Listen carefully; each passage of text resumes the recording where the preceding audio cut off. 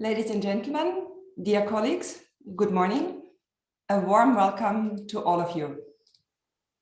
My name is Elisabeth Türk. I'm the director of UNECE's Economic Cooperation and Trade Division, and it's my great pleasure to moderate this side event of UNECE's Regional Forum on Sustainable Development. And we will be looking at the topic, Building Back Better After COVID-19, the role of innovation and trade. We are honored to organize this event in collaboration with the Geneva Trade Platform. And this webinar today is not only a side event of the UNECE Regional Forum, but it also follows several informal events we have organized jointly with the Geneva Trade Platform.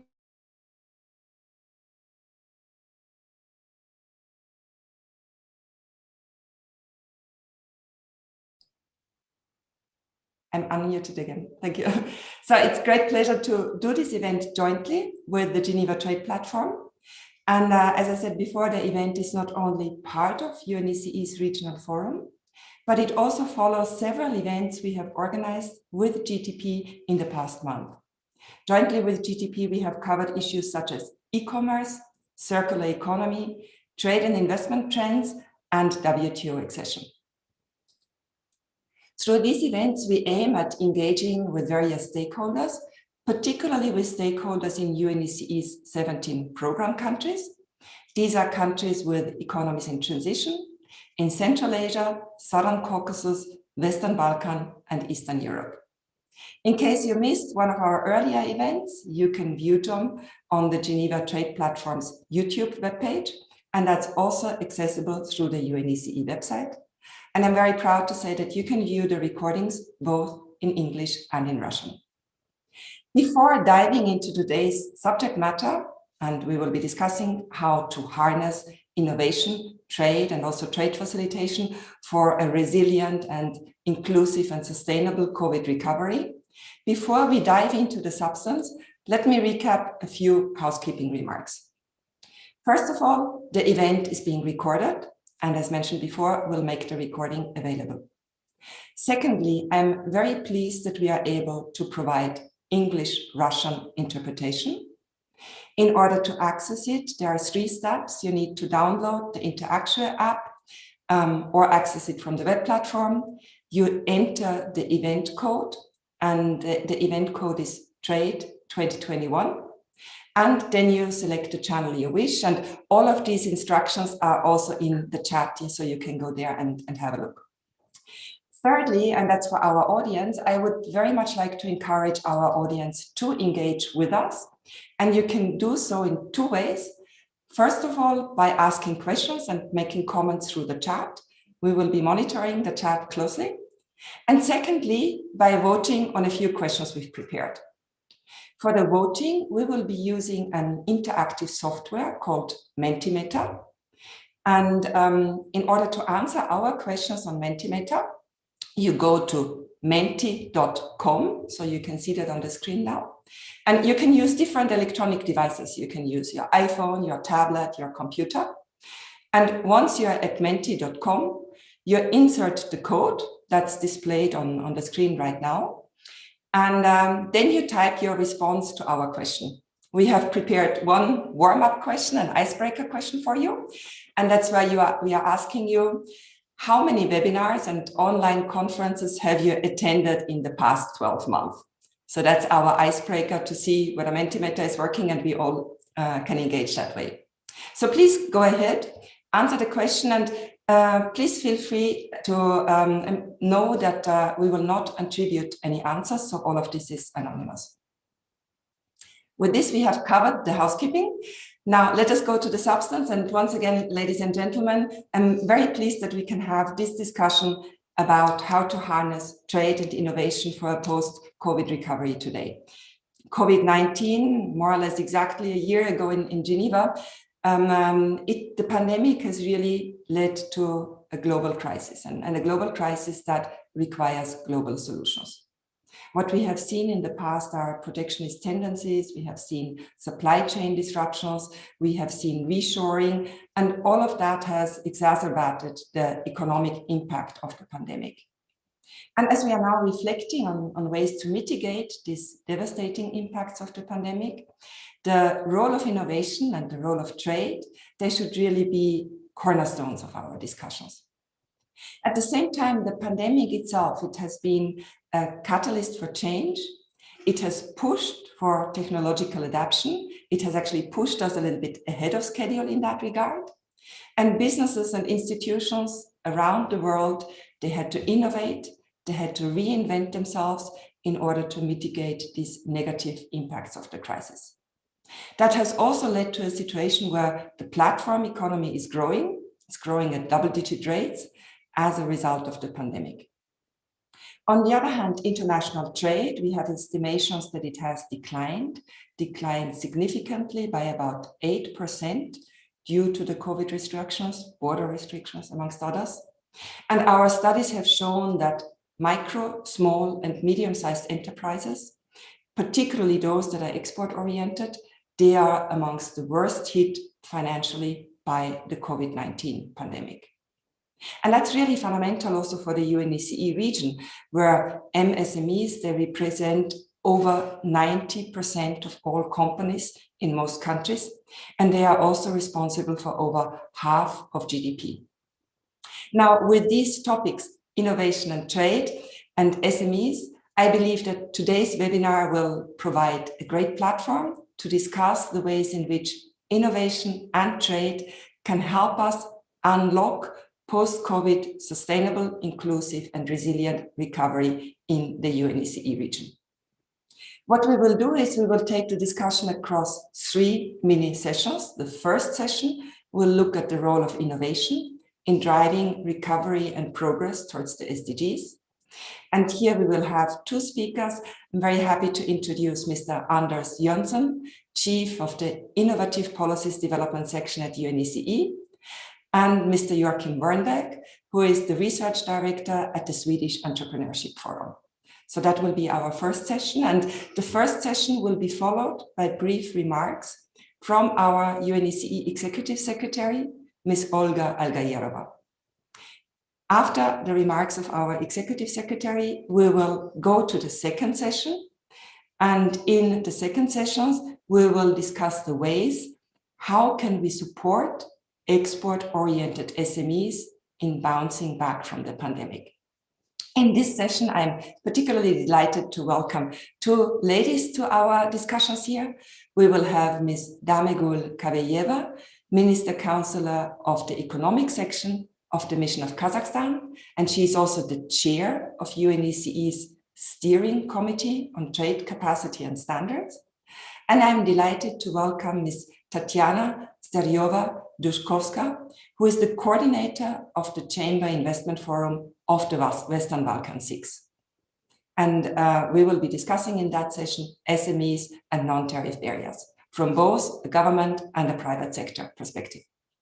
Lastly, in session number 3, we will discuss how to make trade more resilient through electronic business standards.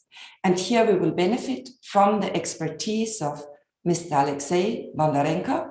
He's the vice chair of UNCFAC. That's one of the very important intergovernmental processes in UNECE. And we will also have with us Mr. Mario Apostolov, who is the regional advisor at UNECE's Economic Cooperation and Trade Division. After each set of the interventions, we'll have time for questions, and I look forward to reading them in the Q&A box in the chat function. Now, before we start our first part, let us look at the Mentimeter, whether colleagues from the audience managed to engage, whether we have some answers there. And the initial question to warm us up for the debate was, how many webinars or online conferences have we all attended in the past month? And so we see that basically many of our participants in the audience have at least attended 20. Most of us have attended somewhere between 20 and 50, and some actually even more than 50 webinars. And I think that's really shows us how we all had to adjust the ways how we work, how we engage. And 1 year into the COVID pandemic, we are now all familiar with these webinars, and I guess we have learned how to use them, but we also very much look forward to meeting in person again and having exchanges like this in real world. Now, having done all this housekeeping and introduction, without any further ado, let me give the floor to the speakers of the first session to give us their perspectives on the role of innovation in driving recovery and progress towards the SDGs. More specifically, we'd like to know their perspectives on ways how innovation can create opportunities through the so-called platform economy, and how we can ensure that the benefits and opportunities of the platform economy are also shared widely, both within societies in a country and also across countries. With this, I'm happy to introduce my colleague Anders Jonsson. Anders, you have the floor. Thank you very much, Elizabeth, dear participants and speakers. It's a pleasure to be here. Actually, I will not speak about innovation as much as I will speak about the platform economy. But innovation is important in the sense that we're seeing it as we speak. We've had the possibility to do very good video conferences. In fact, I did my first one back in 2000. And yet, until the pandemic hit, we still use phone calls broadly and almost never use these video conferences. We did a few times. And the technology has been there. And it's almost a question why we didn't use it. And my point is basically that innovation is not as much about technology itself. There's a lot of technology out there, but how we actually put this technology into practice. And we can only hope that this pandemic having driven us to online platforms, that this will create habits and sources of value, both for society and for the economy, that will last and that will make us more productive in the future. My remarks are based on the webinar on building back better using platforms to enable sharing and progress towards the circular economy. As you all know, technology overall and platforms in particular are changing the way our economies and societies work. And most likely we've only scratched the surface of the potential. And one of the things I want to kind of drive home in my remarks is how big this potential is. We don't know exactly what the economy and society of the future are going to look like, but we do know that we're in the middle of a process of secular transformation that has basically only started, and we don't know what's going to come up. Now, platforms like the one we are on now, or things like Amazon or Google, and a host of others. In fact, I would suspect that most of you are members of at least 10 different digital platforms as we speak, is in fact an ancient idea. It's applying the logic of, let's say, the Suk of Ur in the ancient Sumeria to different contexts. The difference is that we now have the technological possibility to do this with almost anyone, with almost any specific group of people, and whenever we want to, and we didn't have this before. So if you go back to Adam Smith, he said that countries grow by specializing. You become more productive by specializing, but the specialization is limited by the extent of the market. Now, arguably, we're at the threshold of a world where the limits to the extent of the market have fallen, and it will become reorganized.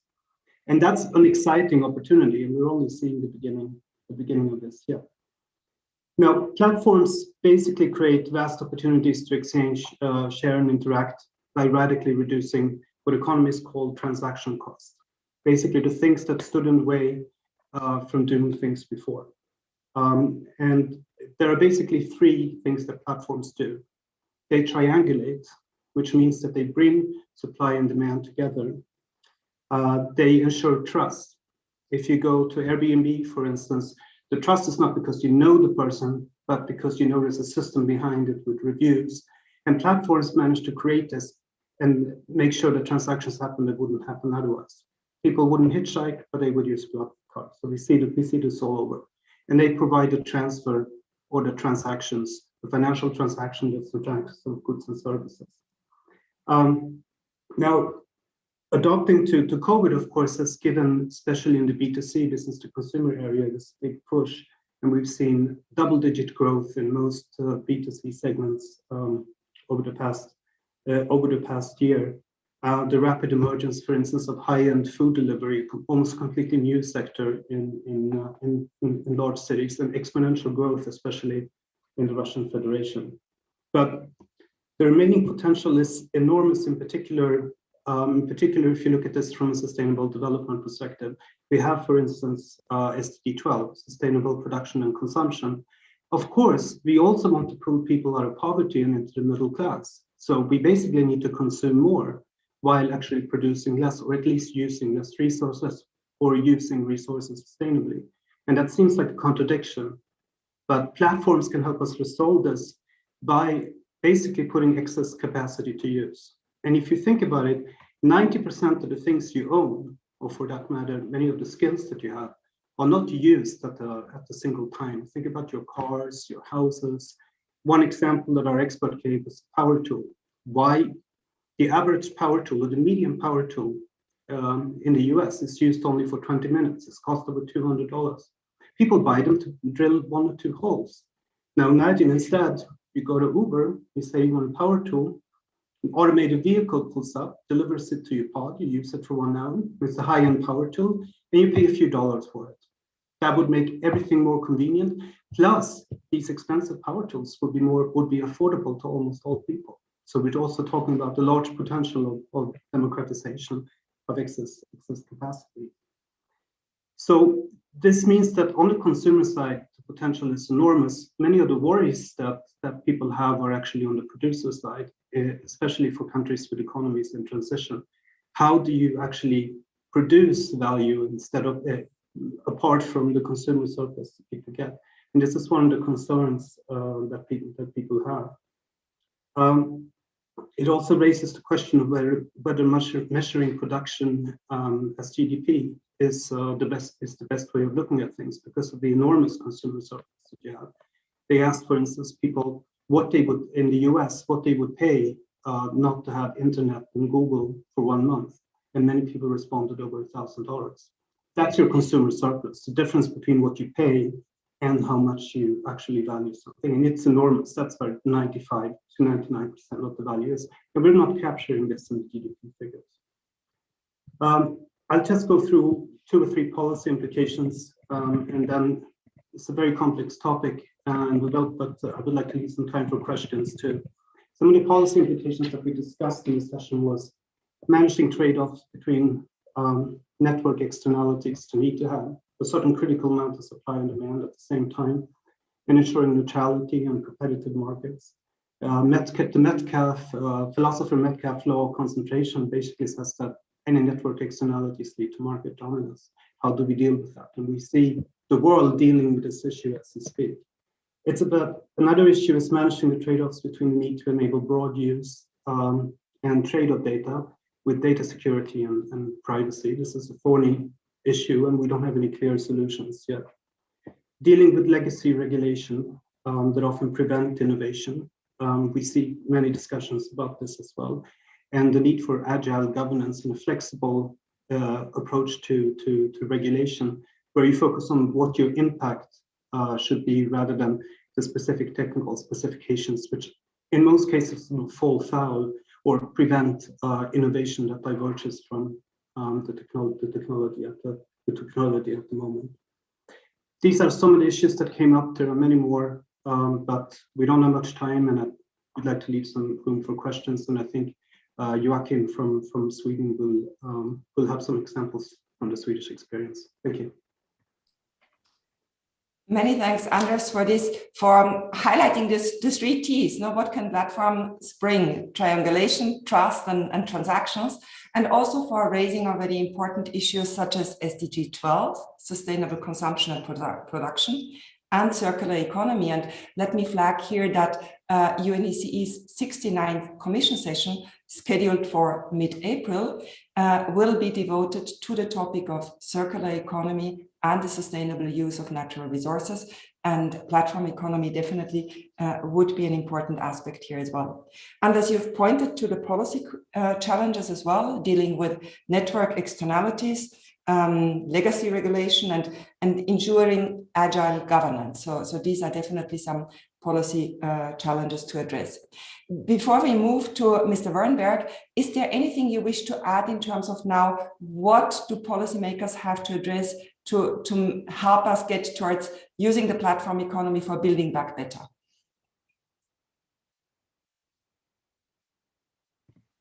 Was this addressed to Joachim?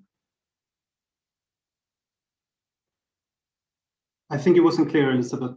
Okay, thank you. So Anders, let us then go to Mr. Wernberg, to Joachim. And before that, let us also have a look at our first Mentimeter question. Yeah, I understand that we are engaging the audience. Yeah, and what we would like to know from our audience is, what are the most important tasks for growing the platform economy in your country, and for doing so in an inclusive and sustainable way? So our audience can engage on that. If you go to Mentimeter, you can pick your answers, and we'll come back to the answers after our intervention by Mr. Wernberg. Yeah? Let me then now move to Mr. Wernberg, and we keep Anders with us for a follow-up discussion subsequently. Now, Mr. Wernberg, you are joining us from the Swedish Entrepreneurship Forum. You are there the research director for Megatrends. Definitely some job titles in the private sector are cooler than others, but you definitely have an interesting position here. Now, Sweden is one of the few countries in the UNECE region that seems to be taking really a strategic approach to developing the platform economy. And Joachim, can you tell us a little bit more about why Sweden has made the platform economy a strategic priority, and what are you doing to promote it? The floor is yours, Joachim.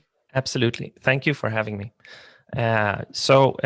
First, just for anyone who hasn't heard about the Swedish Entrepreneurship Forum, we're a research institute that are positioned between academic research and policymaking. So we conduct and aggregate policy-relevant research, and in my case, specifically on new technologies and megatrends, to make it available to policymakers and to fuel the discussion with evidence, basically. So I also want to highlight that we're actually launching a discussion paper series next week dealing with platform economies and, well, the subjects we're bringing up here, building back better. So how do we get competitiveness and competition in a good way with platforms within Europe? So that might be interesting to some of you.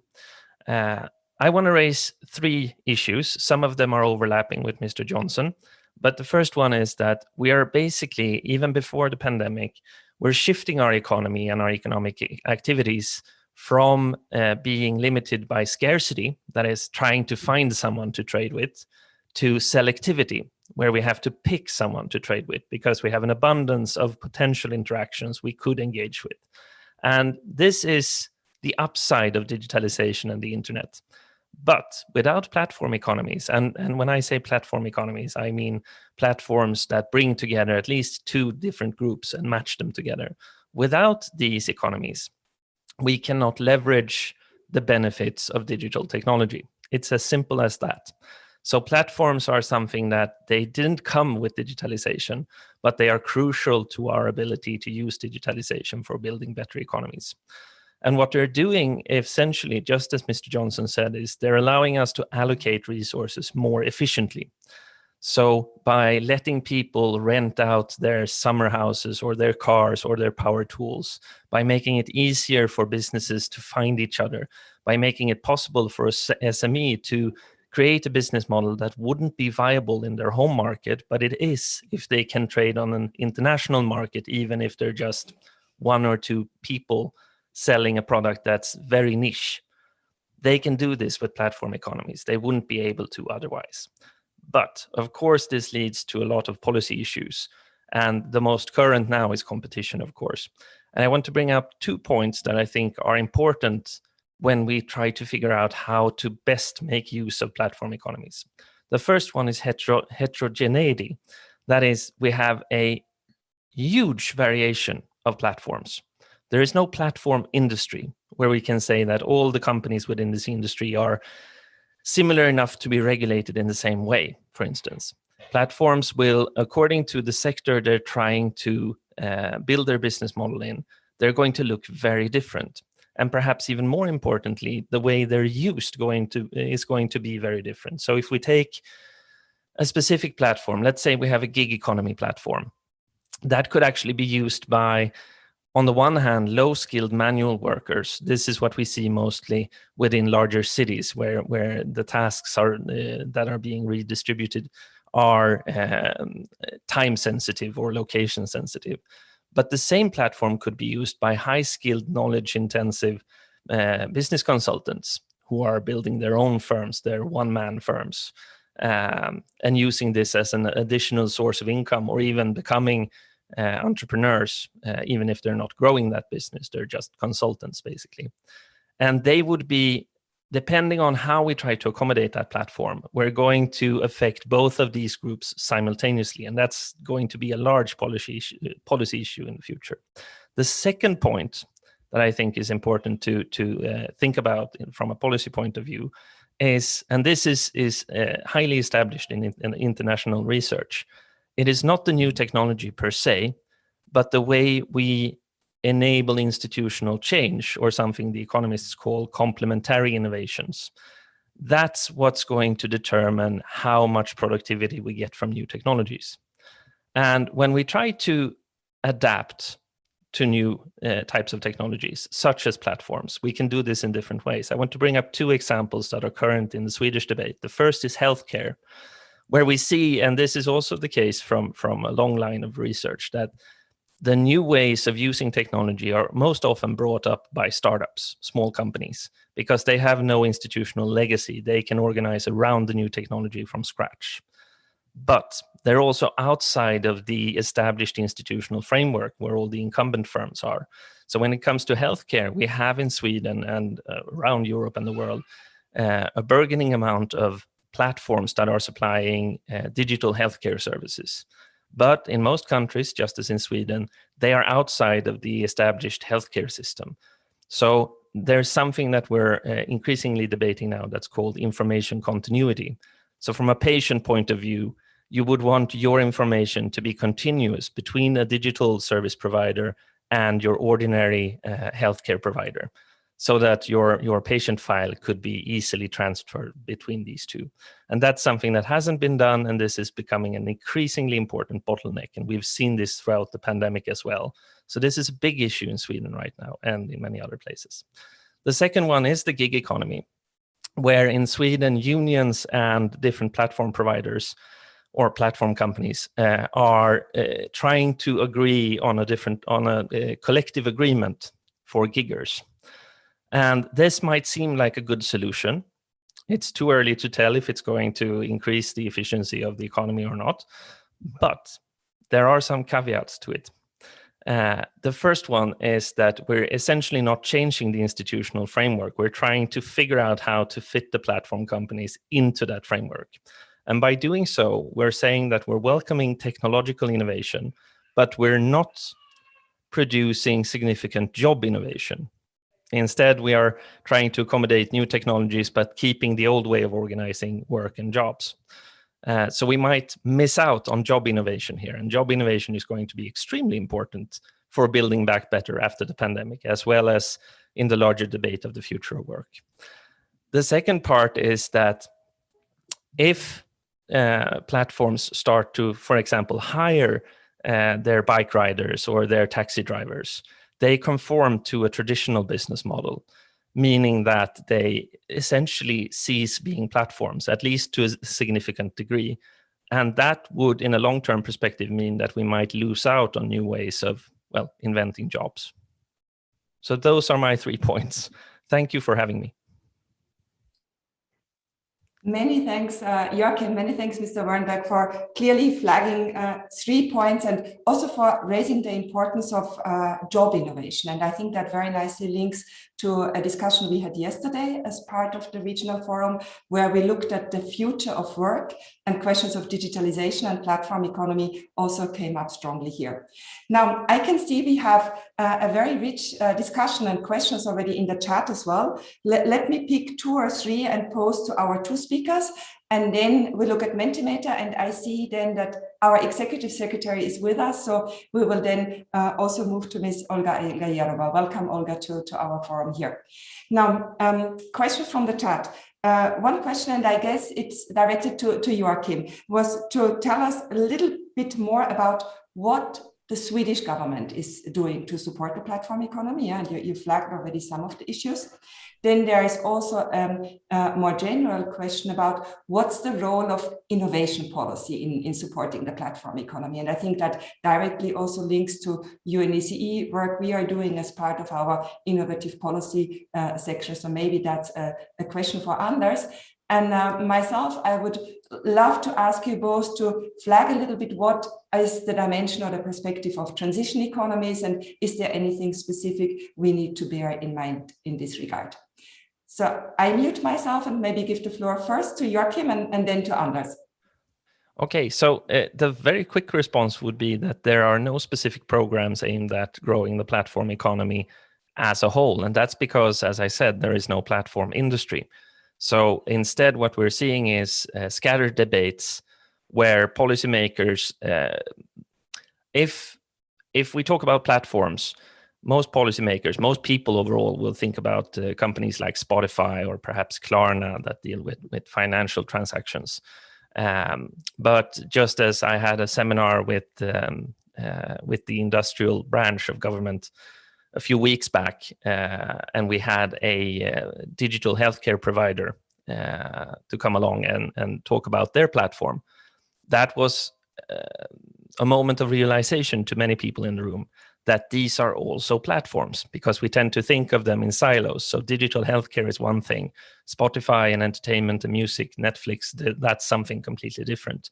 Again, something that the government is, well, not doing, but supporting is the emergence, the inclusion or integration of gig economies, gig platforms into the Swedish labor system. But again, Sweden is divided so that unions and employers organize the labor market within an institutional framework on their own. And that's what's happening right now. So government is not driving that change.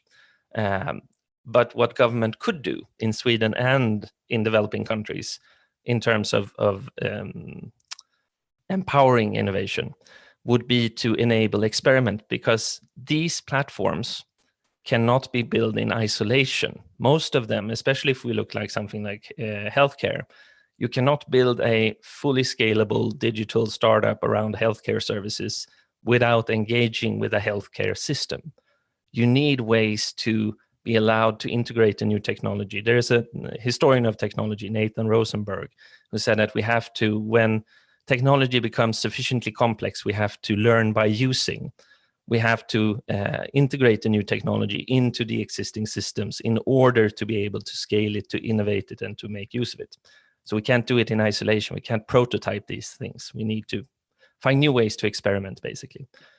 Typical example would be to allow driverless vehicles, which Stockholm, I believe, the council in Stockholm has done for a driverless bus. And that was one company and one bus for one period of time. We need to do much, much more to test this technology in practice. Thank you.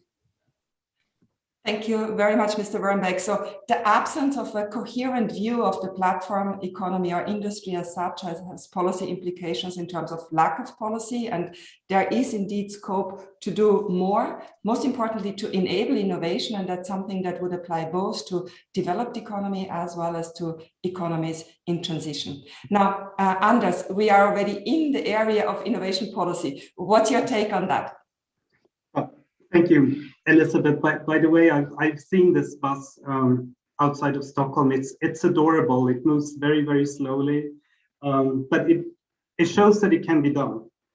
And there's enormous potential just in autonomous vehicles alone. I mean, think about not having to own cars anymore, but still having access to transportation that's at least as convenient as it is today. It's an amazing prospect. I think there were two questions. One was on the implications for transition economies. Of course, on the consumption side, there are lots of good news. In fact, many of the transition economies have proven better at experimenting with some technologies, such as, for instance, Nur-Sultan and autonomous vehicles, than established economies have. And prices are low, or sometimes there are no prices at all. So more and more services will be available to even the least fortunate segments of society. So that's good news. Platform economies is also good news because it means that more and more products that used to be high-end will be available to more and more people. On the production side, however, there are some people who are pointing to, for instance, the growing skills gap, and I would say also the grit gap. You really have to navigate through all kinds of opportunities. You need to know what you're going to do to make the most out of this, and we cannot expect everyone to have those skills and that grit. And what we call a skills premium will grow even more and more. So it's not clear at all what will happen. I think in many of the transition countries we have here, we do see opportunities. We do see a relatively high level of digital infrastructure development. We do see relatively high skills in the workforce. Couple that with moderate wage level and experimentation with the platform economy, and there are lots of opportunity in what we can broadly call business process outsourcing. So doing things that can be done over distance and where your wages are competitive with others. And we see quite a bit of movement on that side. On the other question of what the role of innovation policy is, one of the things that we're advocating is to take a broad view of innovation, to see innovation policy almost as much a coordinating instance across different policy areas as having its own policies per se, or at least that aspect is at least as important. There are a few obvious things that we need to work on. One is skills, building the right skills, to have constant feedback mechanism with the labor market and with entrepreneurship opportunities. Of course, build the digital infrastructure, soft and hard infrastructure, in other words, to look at different ways of going about regulation and coordinating approaches to regulation across countries, because almost all of these phenomena have some kind of cross-national dimension. In addition to that, though, we do like to advocate that there is a role for direct support of specific sectors and specific initiatives. The rationale for this is that the person that tries something innovative is going to face enormous privatized risk. So if he or she fails, he or she will bear all the risk. If he or she is successful, society will have most of the return. So it's hard to privatize the returns. And the returns are also, if you look at EDAM in Belarus, for instance, it was one of the first investors in business process and software outsourcing sector. That investor arguably demonstrated that it's possible that this sector is viable in Belarus, and led to the flourishing of the sector subsequently. So enormous returns compared to the private returns that he would have. So one of the roles of innovation policy is to make sure that more of this experimentation is taking place than otherwise would be the case. And there are some modest mechanisms where public support can have a catalytic role. And we will discuss this actually on Monday. We have a training and handbook coming out on innovative high growth enterprises. And we would, if anyone is interested in that, then please contact us and we'll invite you on Tuesday. Series of 3 webinars. I'll stop there because we have our executive secretary, but thank you very much for the questions and for the opportunity to speak. Thank you very much, Anders. And you've brought us right to the core of innovation policy. That's also where we had our audience, ask our audience to engage. Shall we quickly look at what our audience had to say in terms of different What are the most important tasks for growing the platform economy in your country in a sustainable and inclusive way?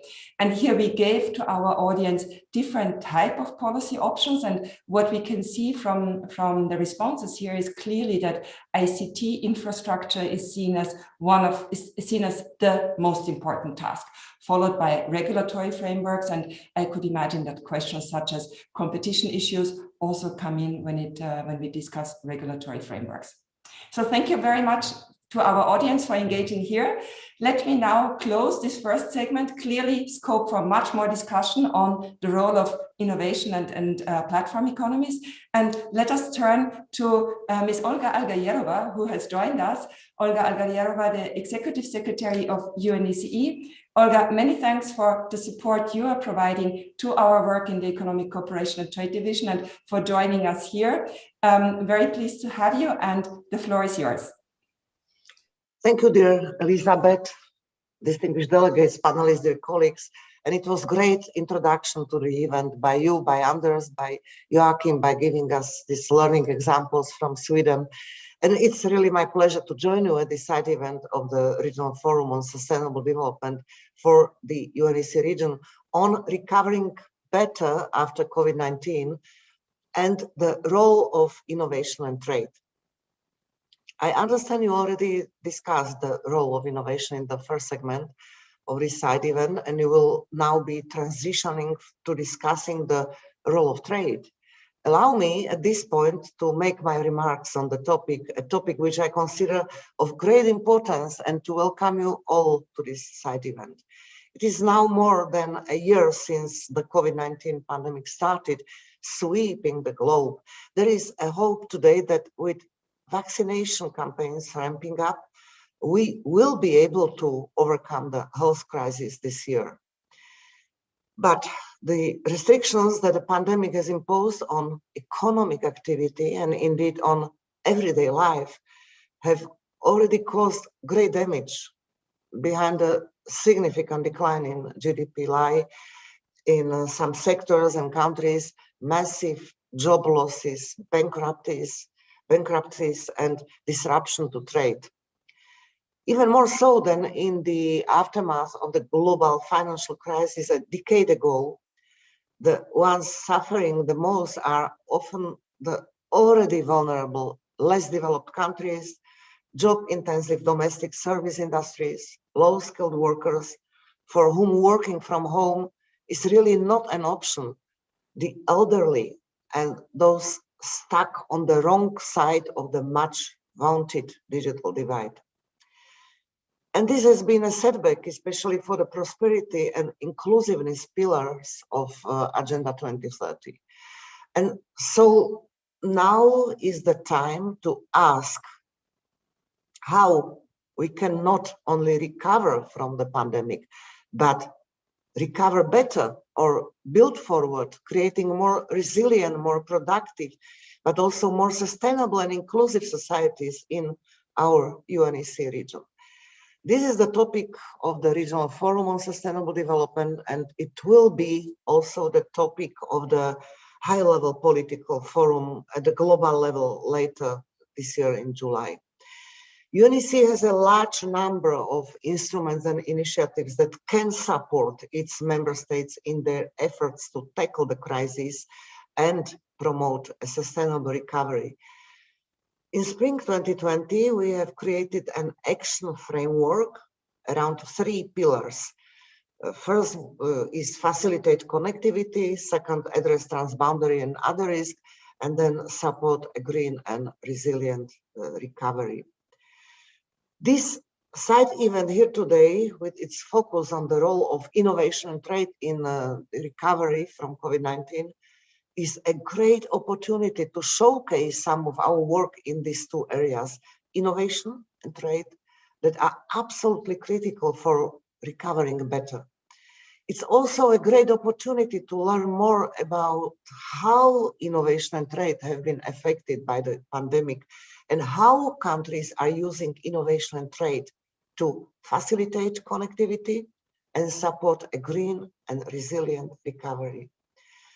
You have already discussed the role of innovation, and indeed, the very fact that we are holding this event on Zoom with interpretation by Interactio is already an example of innovation in the platform economy and how it can help overcome some of the COVID-19 related restrictions. Just a year ago, very few people have ever heard of Zoom or Interactio, especially here at the United Nations Secretariat. And today they are our household names. This rapid uptake is just one example of how adversity is the mother of innovation. The technology has been around for a long time. Turning invention into innovation, however, involves changing our habits to put them to best use. Innovation is driving dynamic growth in the platform economy, and this has certainly created new jobs and also preserved existing jobs during the pandemic. But as you have already discussed, more can and more needs to be done to fully realize the platform's economy's potential for sustainable development. Perhaps more importantly, it allows us to make use of excess capacity out there, allowing us to combine the consumption needed to pull people into the middle class while producing less, using resources responsibly and taking care of our environment. The same can be said of trade. The pandemic has disrupted many international supply chains and trade patterns overall. Trade has also been a conduit through which demand losses due to the pandemic have spread from country to country. Micro, small, and medium-sized enterprises have been affected particularly severely. And so expanding trade again and doing so in a safe, resilient, and inclusive way will be very important for the post-COVID recovery. And here, using platforms, electronic marketplaces that ensure smooth transactions and trust are also central. UNEC has developed a range of interoperable electronic standards and procedures that can not only further reduce the cost of trading, but can also increase safety and resiliency by reducing the need for physical contact, by improving the traceability of products along the value chain, or by making supply chains less dependent on any particular mode of transport. UNEC is helping countries, and especially small and medium enterprises, navigate non-tariff barriers and improve market access. And I really look forward to hearing more about how countries are using these tools and what more we can all do together to foster trade and innovation to build a resilient and sustainable future. With this, ladies and gentlemen, I wish you a very fruitful continuation of your discussions, and back to you, dear Elizabeth. Many thanks, Olga, for these inspiring and supportive remarks and for placing our work in the context of UNECE's broader work and also the different processes happening in the UN, including the high-level political forum in New York. Now, you flagged already the importance of trade and small and micro, medium-sized enterprises, and we'll now turn to the second part of our discussion here, where we will look a little bit more closely at the ways how can we support export-oriented SMEs in bouncing back from the pandemic? And we'll look specifically at how non-tariff measures can be used as a tool for strengthening the resilience of SMEs and for building productive capacity. And how can all of that be used to stimulate growth and also to have growth-inducing trade patterns? UNECE has just completed a sub-regional survey of SMEs on these issues and has published 2 studies already on Armenia and on Georgia. And I see we are putting the links already into the chat. Now, here I'm very pleased to introduce 2 speakers. And let me give the floor first to Ms. Damegul Kabeyeva to give us her perspective. Ms. Kabeyeva is a senior diplomat at the Kazakhstan mission to international organizations and the UN here in Geneva, and has held previously senior posts also in the Ministry of Trade and Industry. And Ms. Kabayeva also serves as the chair of UNECE's Steering Committee on Trade Capacity and Standards. Damegul, we are very happy to have you. Can I ask you to discuss with us how SMEs, and particularly export-oriented ones, have been affected by the pandemic? What are possible policy responses, and what specifically is the role of non-tariff measures in strengthening the international competitiveness and resilience of SMEs? With that, Damegul, the floor is yours. Thank you, Elizabeth. Dear Madam Executive Secretary, dear colleagues, good morning. It's such pleasure to be amongst you today and share the policy messages that emerge from SME search efforts that the UNECE is carrying out under my committee, the UNECE Intergovernmental Body on Trade, the Steering Committee on Trade Capacity and Standards. This work delivers whole-of-government approaches to enable governments to increase the contribution of trade to post-COVID-19 recovery with tangible tools for supporting SMEs recovery and development. The whole-of-government approaches consist of national action-oriented recommendations for gearing non-tariff measures towards serving as tools for recovery and structural transformation. The recommendations are evidence-based. They draw on the results of national impact assessment surveys using UNECE's evaluation methodology. The UNECE undertook 5 national assessments in Belarus, Armenia, Georgia, the Republic of Moldova, and Serbia in the course of May-December 2020, which involved the participation of about 2,000 manufacturing and agri-SMEs, as well as major freight forwarding companies operating in the 5 countries. The results highlight the following. First, the MSMEs are unlikely to recover their pre-pandemic export levels once normality is achieved because they have exhausted their coping mechanisms. They are highly indebted because they delayed business payments and used personal savings to maintain operations. Very many companies have also lost their traditional international buyers and supplies due to lockdown measures. They also still face the growth bottlenecks from before the pandemic. Namely, they have weak productive capacities. In this respect, the implementation of international and regional harmonized standards plays a critical role. These studies show that the implementation of these standards helped MSMEs to repurpose production and, as a result, withstand the economic crisis. Second, trade facilitations matter more than ever. In some countries, the slow transition of paperless trading environment created additional costs for MSMEs in the form of delays.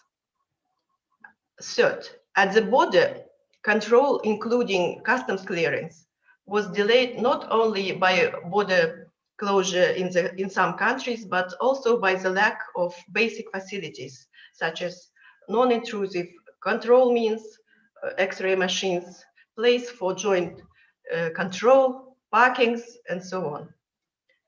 Fourth, quality infrastructure, including technical regulations, standardization, conformity assessments, and metrology matters.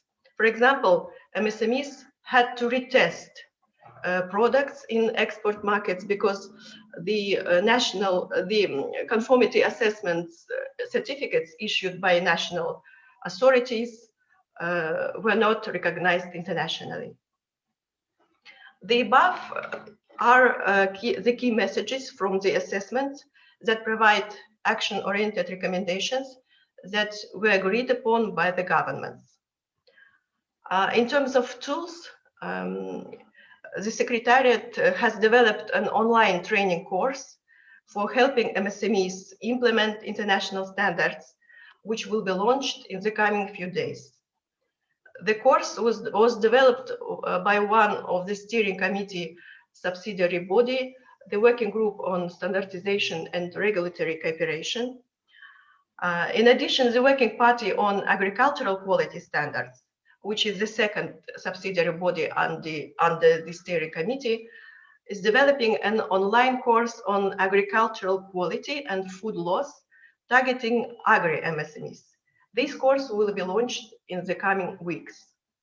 I look forward to discussions under this and the remaining segment of the event. Thank you for your attention. Many thanks, Damigul, for this very clear and structured presentation and highlighting some of the summaries which partially, unfortunately, point the gloomy picture. Now, as you said, SMEs are unlikely to recover, but you also pointed to some very clear policy areas such as international standards, trade facilitation, at the border control, quality infrastructure, where we have entry points for creating change. And thank you for highlighting the very valuable work being undertaken in several of the intergovernmental bodies of UNECE here. Now, having heard these suggestions for policy recommendations, let us briefly turn to our audience with another Mentimeter question, where we are now asking our audience to tell us what do you think are the most important tasks for improving the export competitiveness and resilience of MSMEs in your country. So you can pick three, and you can maybe also be inspired by the presentation from Ms. Kabayeva before and from UNECE studies.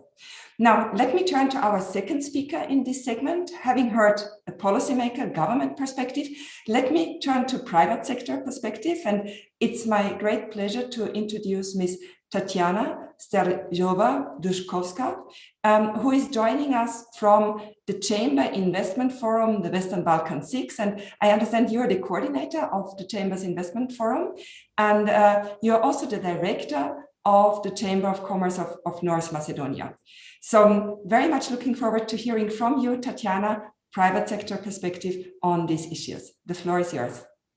Elizabeth, and I want to thank you all on behalf of the Chamber Investment Forum for inviting us today and providing us the opportunity to speak on the private sector perspective on this very important issue. Let me first start by introducing our association. The Western Balkans 6 Chamber Investment Forum joins the 6 national chambers of commerce from the Western Balkan region, that is Albania, Kosovo, Bosnia and Herzegovina, North Macedonia, Montenegro, and Serbia. We were founded as an association in 2017 as part of the Berlin process, and we have our headquarters in Trieste. The general objective of the association is to provide the joint voice of more than 350,000 companies from the region and advocate for a better business environment through regional cooperation, as well as promoting the region as unique investment destination. Working in the field or in the region of the Western Balkans, of course, one of the objectives of or main goals of the association is contributing towards removing the obstacles for regional economic cooperation and contributing to improving business and investment climate in the region. And we bear our activities by the idea that jointly we can do much more in terms of economic development that any of the Western Balkans countries can ever do on their own. This especially is the case now when we are surrounding almost a year from the start of the pandemic, and we are struggling together to make the best for providing companies from the region, especially MSMEs, overcoming or recovering better from the situation. Similar to most European economies, SMEs are also the backbone of Western Balkans economies, and they are the driving force for its growth and progress. Across the Western Balkans as a whole, up to 99% of their enterprises are micro, small, and medium sized. And of course, those are the key to ensuring economic growth, innovation, social integration, and most importantly, job creation. In fact, in the 6 economies of the Western Balkans, SMEs employ between 60 and 80% of the active population, which is on average higher than in the European Union. It goes without saying that precisely it was these companies that were amongst the most hardly affected in course of the pandemic we've been facing the last year. They have more limited resources, they have more limited potentials or possibility to get access to finance, and they do not have as much developed managerial capacities. So they had to absorb the greatest hit, especially the exporting the companies that have export orientation since the outbreak of the pandemic.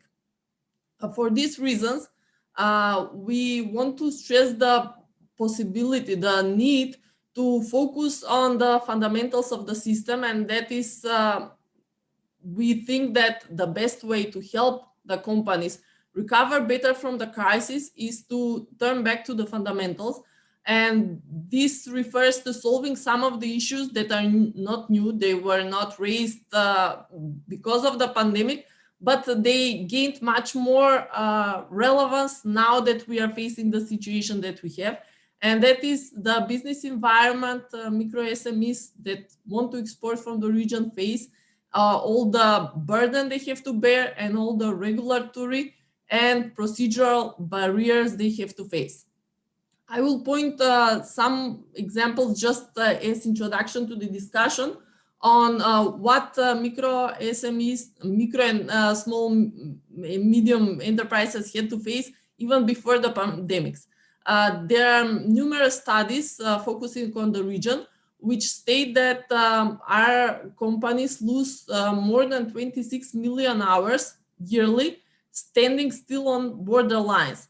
That is approximately 80% of the total travel time of the companies exporting from the region, or cumulatively speaking, that is more than 3,000 years annually lost by companies from this region, standing still, preparing and according all the required documents, certificates, analysis, dealing with different inspections and controls, and doing that at each separate border crossing the region of the Western Balkans. This, of course, leads to the situation that in the Western Balkans, only 10 to 20% of the companies in the region decide to engage in exporting activities. And this situation severely affects the company's exporting performance, increases their costs, and discourages them from conquering new markets. Let me state some examples. For example, in Albania, 87% of the companies operate exclusively on the domestic markets. This is situation even before the pandemic and the crisis.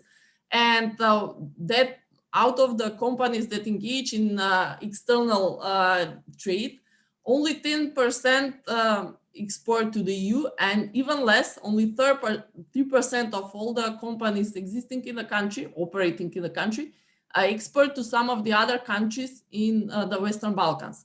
The ratio we are discussing is even more unfavorable in North Macedonia. According to some statistics, only 5% of the total number of companies operating, that is in the years preceding the crisis, engaged in some sort of exporting activities.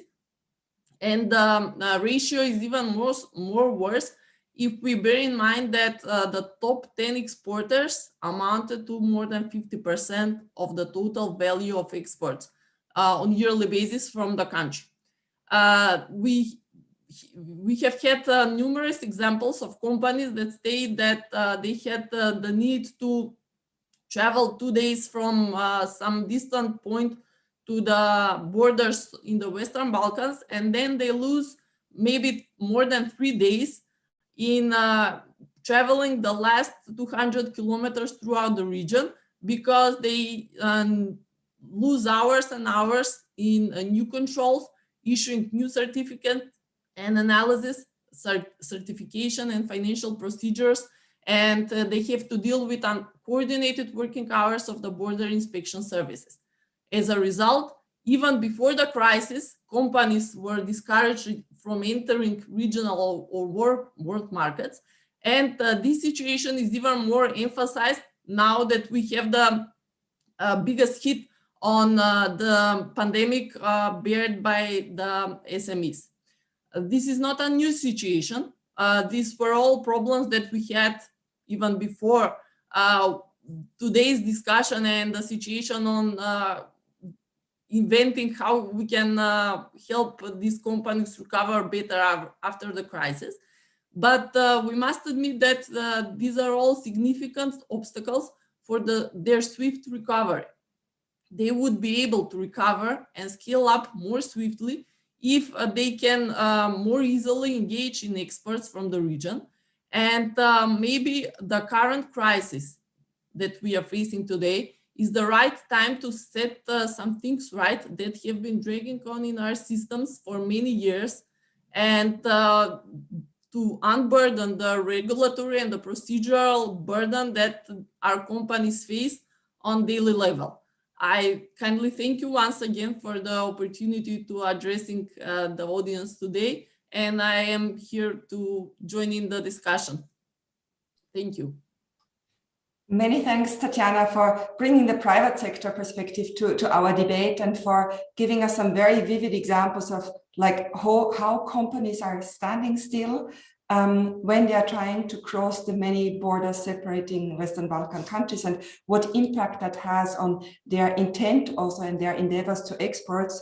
You gave us some very impressive figures of how little trade and export engagement actually is happening.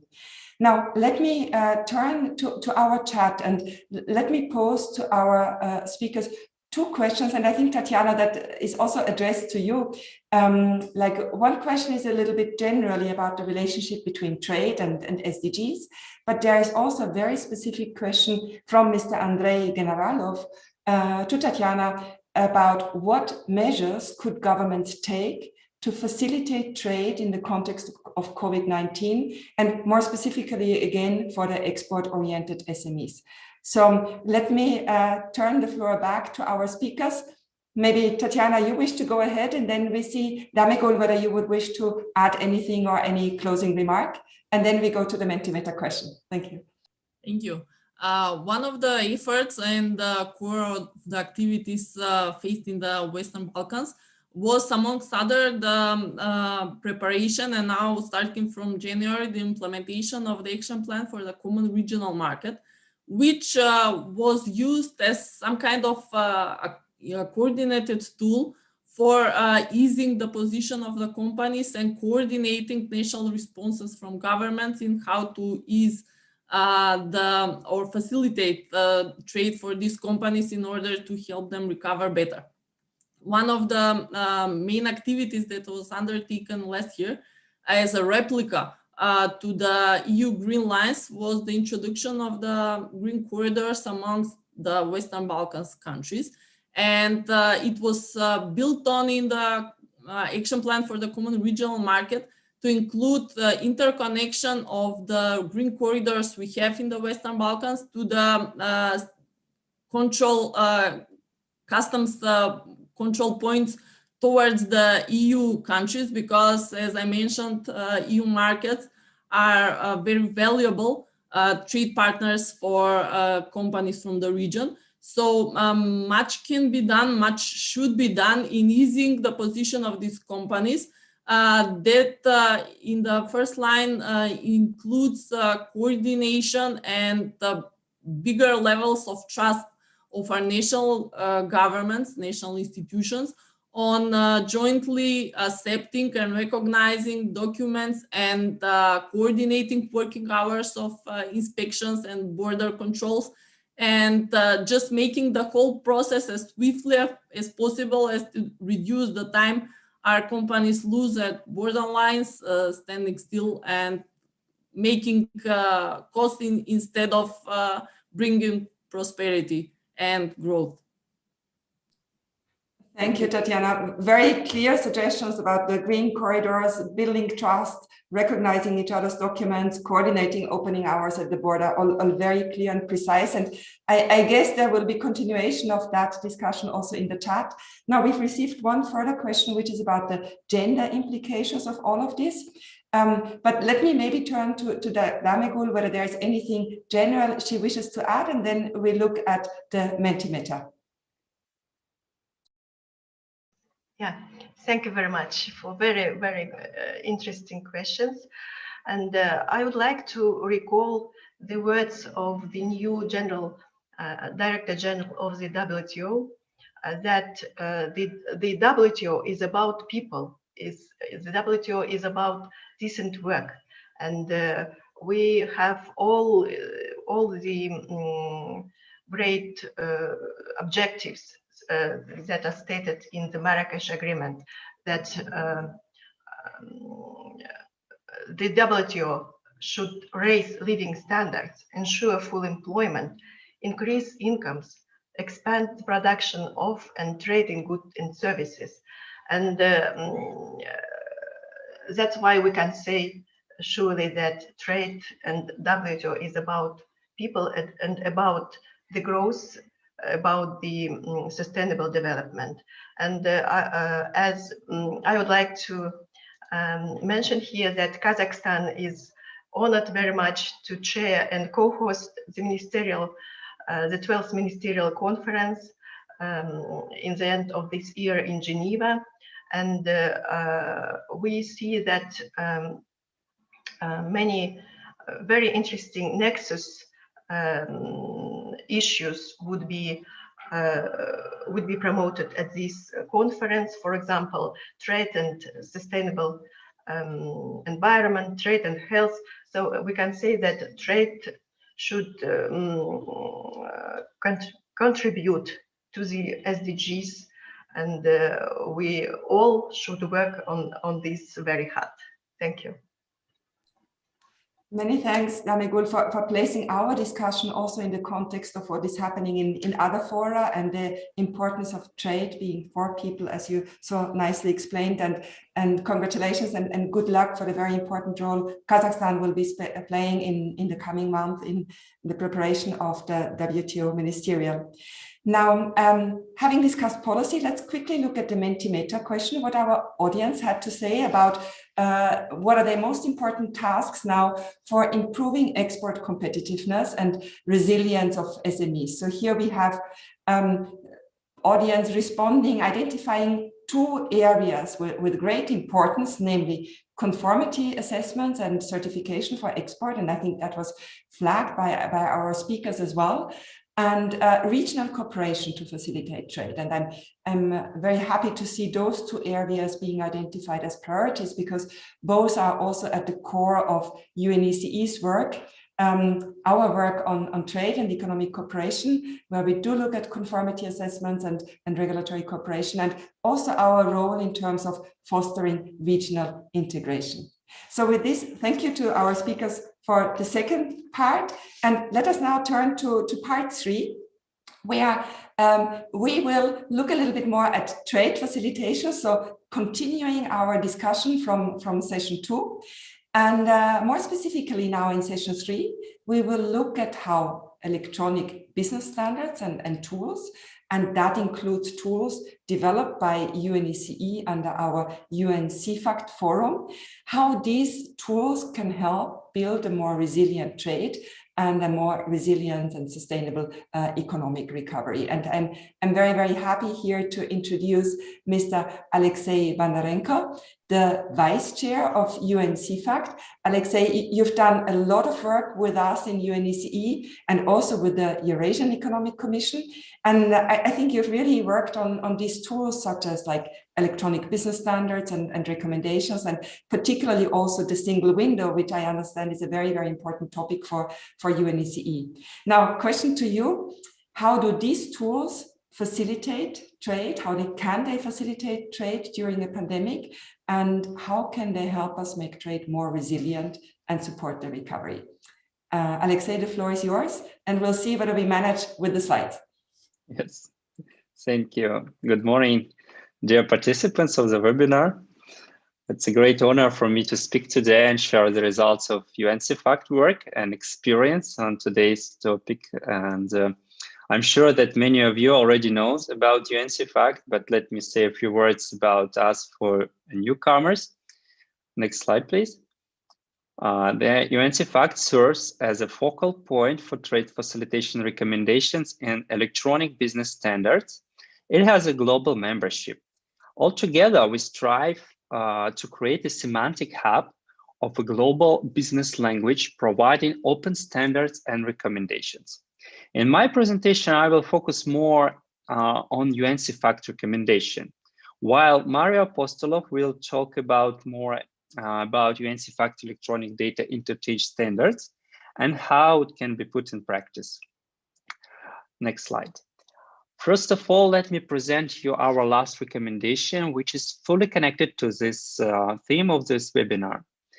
The recommendation 47 title is a pandemic crisis trade-related response.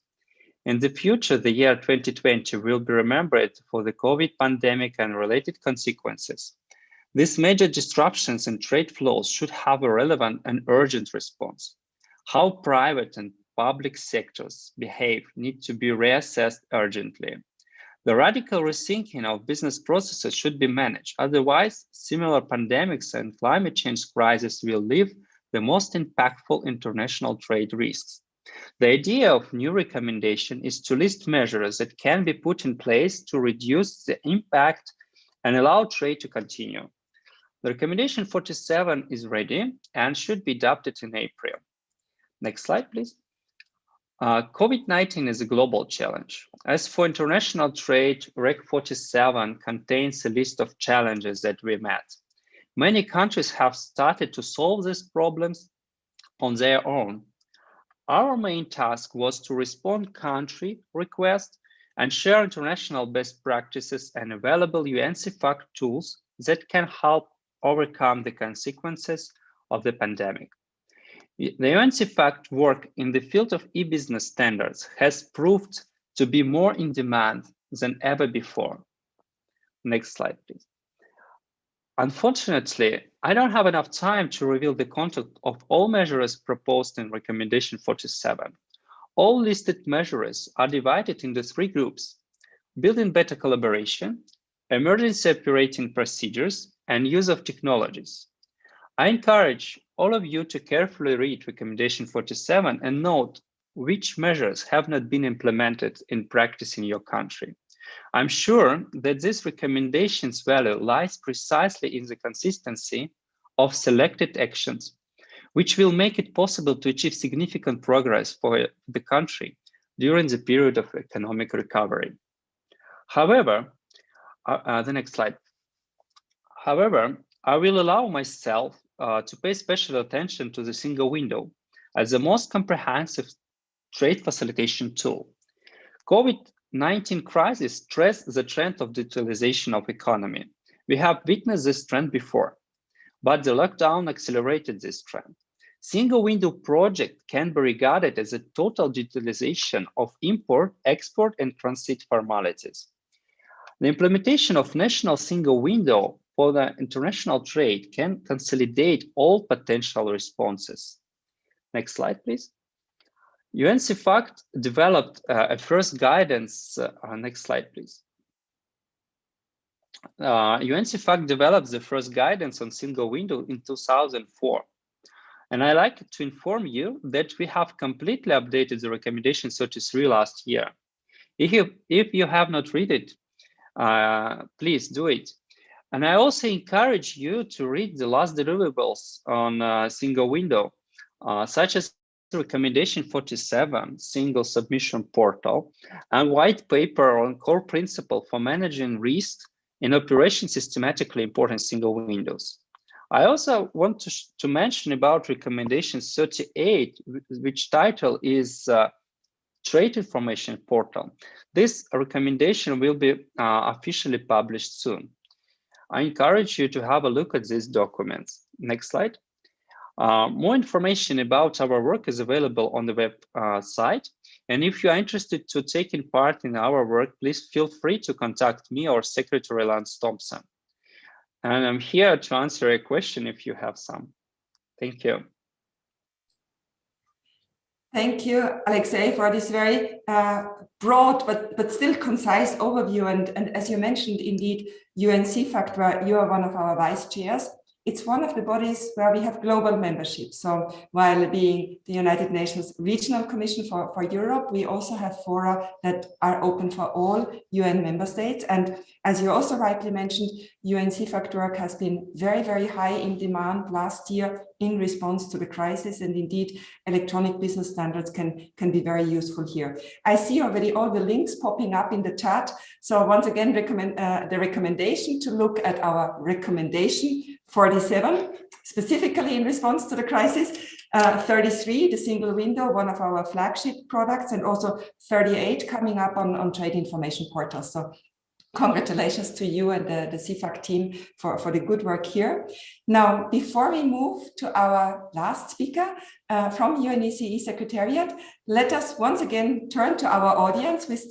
We've reduced a little bit the participants, but we still have 60 people with us. And let us ask our audience now, looking at trade policies, what is the main topic that trade policies need to focus on for a more resilient post-COVID-19 recovery? And here, the categories you can choose amongst with are a little bit broader, but they will help us for our concluding remarks. So very much looking forward to hearing from the audience what your views are on this. And with that, let me turn now to our last speaker. I'm very happy to welcome a colleague from the UNECE Secretariat. Very happy to welcome Mario Apostolov, who is the Regional Advisor of the Economic Cooperation and Trade Division. And Mario, as our Regional Advisor on trade, you're really working closely with our member states on many of the issues we have been discussing today. And you see the very concrete challenges they are facing. So maybe tell us here now in this webinar about what are the implementation challenges you have come across in your work, how we can address them, and what do governments and other stakeholders need to do when facing these different obstacles, and what's the role of electronic business standards. Now, Mario, the floor is yours. Thank you very much. Well, I have a small presentation. Please put it on. Yes. Trade facilitation can help a lot in many ways to solve the issues that are raising from the COVID pandemic. Most problems that the pandemic has shown are pre-existing issues that have been amplified during the disruption of cross-border movements of goods and trade. So trade facilitation is basically about the elimination of waste in social practices, in international trade, in waste in resources. So it has much to help in the recovery after the pandemic. So what are the implementation challenges? First of all, can you put the next slide, please? We at the UN, we have always thought of our work in terms of producing international public goods. These standards that Alexei was talking about are international public goods that international business and governments can use. So they have existed. Like, let me make a link to the innovation session that we had before. Innovation is not simply inventing things. It is about things that have existed, but probably make them use them better. And paradoxically, the pandemic has opened a window of opportunity that we see that in international trade and transport, there is too much separation, like the international transport chains and supply chains have been split into silos. Somebody mentioned already the problem of working in silos. So the tools exist. Alexei was talking about them. And now with the pandemic, the UN has put together a big project, all the regional commissions, the 5 regional commissions in UNCTAD, to raise these tools that exist and find solutions. From our side, we have looked into the standards for multimodal transport, digitalization, so that we can offer an opportunity like the international standards as public goods to be used by business and countries to have a seamless flow of information along the transport and supply chains. And as you know, the goods can't move faster than the information about them. And so we were looking at the existing standards plus creating new to fill in the gaps for the key documents covering cargo in different modes of transport, like railway, inland water transport, road, sea, and now we are starting to work on air.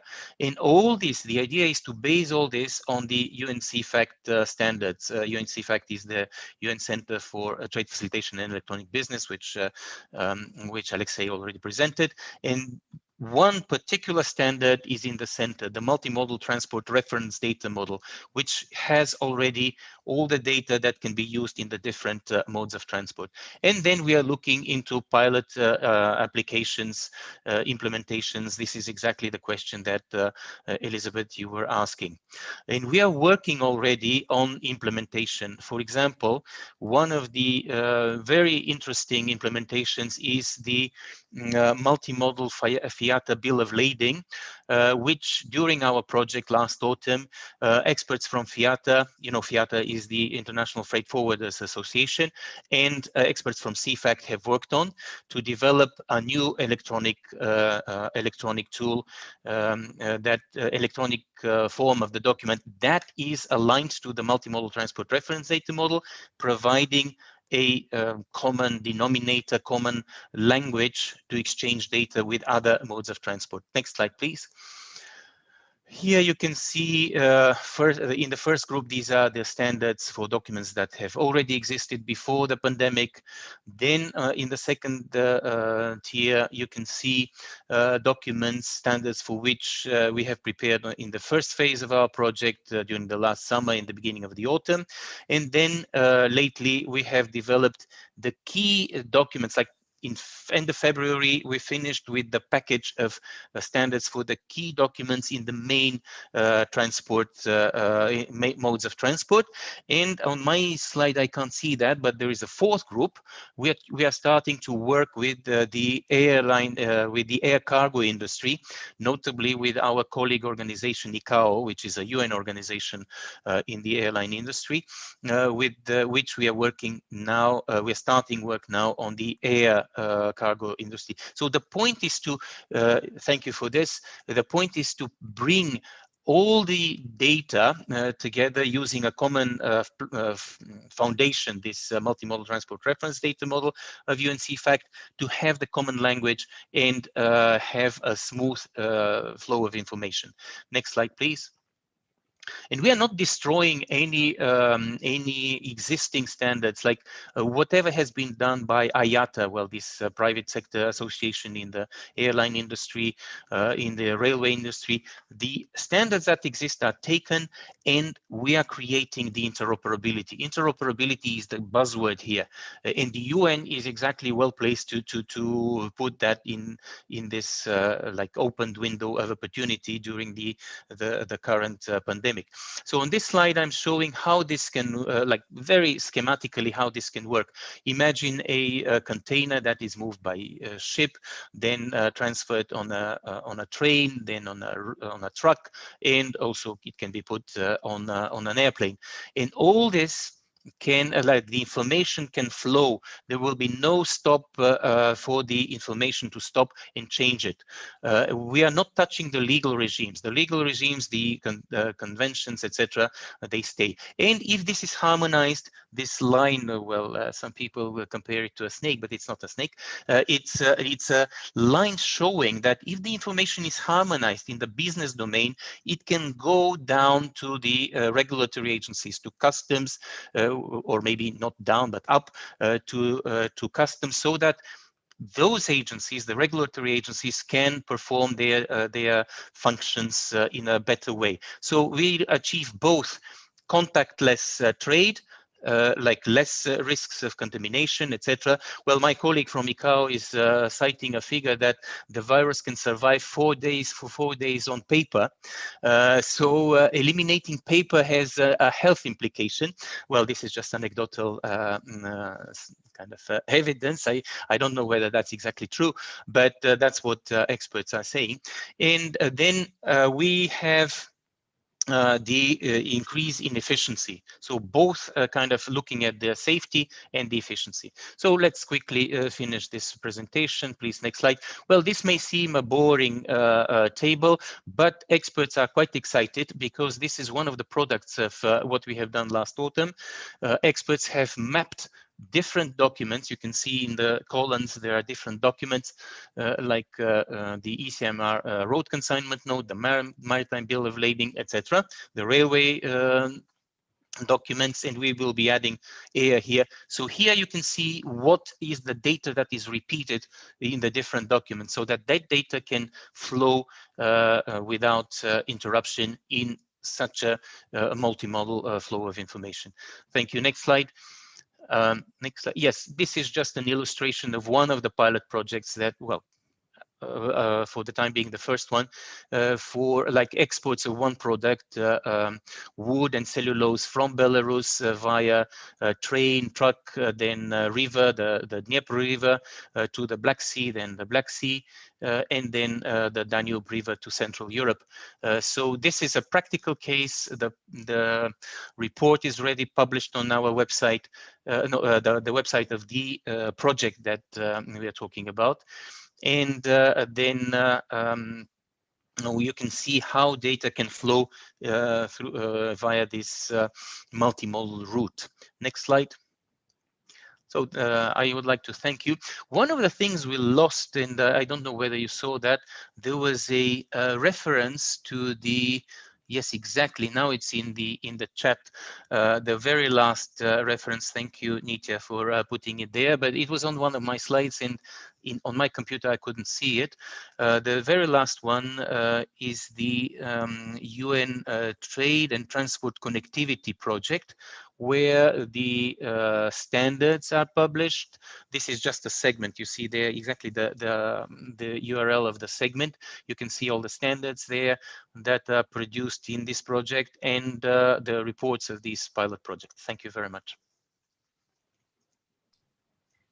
Thank you, Mario, for giving us that overview and bringing us to that buzzword, as you said, interoperability. So that's really the idea behind making sure that data can move seamlessly between different types of transport, ship, train, trucks, airplanes. And I'm very proud that you are undertaking this work as part of our United Nations Development Account COVID response, where we are developing hands-on and practical solutions for improving that multimodal transport connectivity along the corridors you mentioned. So thank you for shedding some light on this.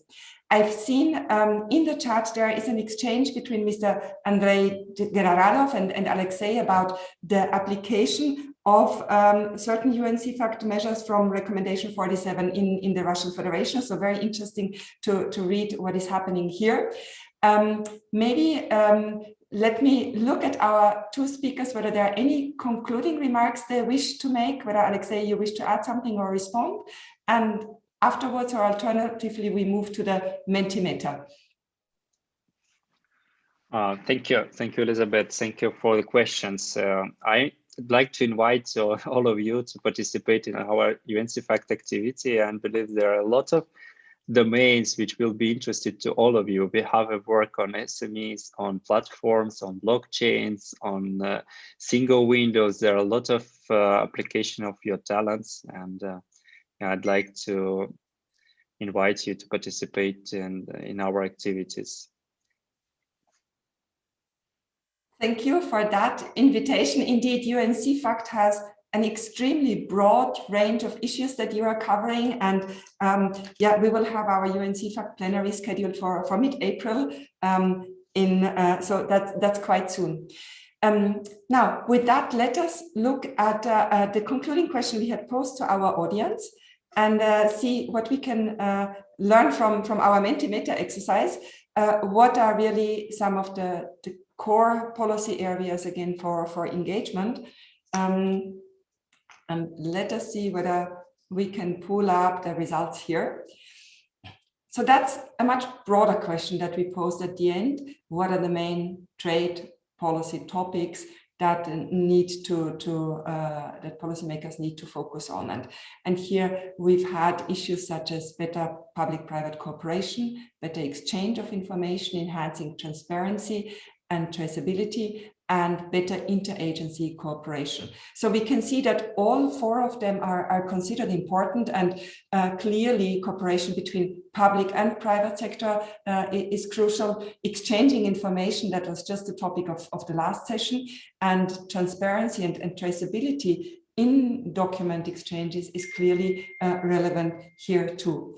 So thank you to the audience for engaging. And now we are 8 minutes over time, and I will be pleased to conclude our webinar, our session here. It shows there is so much scope for discussion on these important topics, and what we've tried to do in our session on how innovation and trade can help us build back better after COVID-19 is we've tried to structure it a little bit around the areas of work here in UNECE's Economic Cooperation and Trade Division. And we've started by looking at innovation, the role of innovation in building back better, and particularly the role of platform economies, where we've had great examples from Sweden about what is happening there. And where we also pointed to the importance of innovation policy and that more can be done here. And I would like to invite all of our audience to join us next week at the event we are having for innovative high growth enterprises, where we will zoom further into the type of innovation policies for high growth enterprises. Now, after that, we have welcomed our executive secretary, and I'm very grateful again to Ms. Algayerova for having joined us. And then we transitioned to the specific issue of SMEs and non-tariff measures. And here I'm very pleased that we could hear from both private sector and government perspective about the specific challenges and the very concrete challenges that SMEs are facing. It's a little bit a gloomy picture, but that also points us to how important it is to support SMEs and to find the right policies and also to harness the power of trade here. And here again, I'm very pleased to draw our audience attention to the training module we will be launching next week. That's a training module on building stronger economies after COVID, standards implementation for boosting MSMEs resilience. So please do stay tuned for our training module next week. Last but not least, we zoomed into the specific topic of trade facilitation and electronic business standards carried out under UNCFACT, where we've heard about our different recommendations and then concluded with a discussion of the importance of interoperability and UNCFACT's multimodal transport reference data model, and heard about the very concrete application in the context of our United Nations Development Account COVID response project. So again, for UNCFACT, please do stay tuned. We have our UNCFACT plenary mid-April, so in a few weeks' time, and where we will have enough time to really go into the depth of the different issues covered by UNCFACT. And thank you to Alexei for, as one of the UNCFACT vice chairs, as being with us here today. Now, let me close with a word of thanks to all our amazing speakers for sharing their insights. It was really a very rich and very diverse debate. Thank you also to our audience for engaging so proactively with us through the chat. We've had great questions in the chat and through the Mentimeter question. And of course, a big thank you also to all of those in the team who have worked so hard to make this session happen. That's our partners at the Geneva Trade Platform, particularly Dimitri, Ioanita, Michael, and Nitya. And also a great word of thank you to the UNECE team here in the Economic Cooperation and Trade Division. That's Ralph, Hannah, Charles, and Mariam, in addition to our speakers, Anders and Mario. So many thanks to everybody. Today's event was really interesting, and I think the success is also a document of our joint achievement. And with this, I wish you all a wonderful day and enjoy the rest of UNECE's Regional Forum on Sustainable Development. Thank you for having joined us. Thank you, Elizabeth. Thank you very much. Thank you. Have a nice day. Have a nice day. Goodbye. Tatjana.